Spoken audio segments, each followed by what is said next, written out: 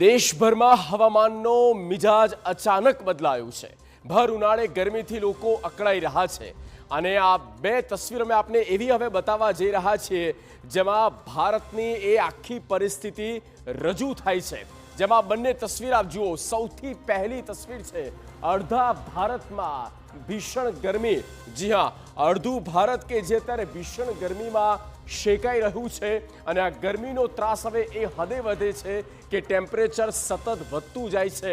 ક્યાંક 41, ક્યાંક 42, 43 ડિગ્રી સુધી ટેમ્પરેચર જઈ રહ્યું છે અને જાય, કારણ કે ભર ઉનાળો છે, મિડલ સમરમાં આપણે આવી ચૂક્યા છીએ ને તેવામાં આ ગરમીનો પ્રકોપ વધે સ્વાભાવિક છે।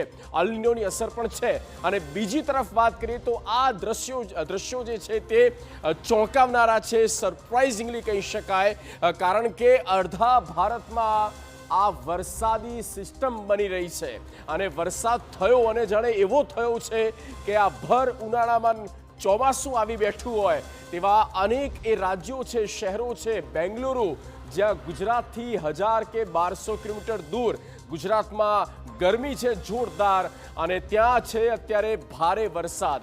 સાથે યુપી, એમપીમાં પણ જબરદસ્ત વરસાદ થઈ રહ્યો છે।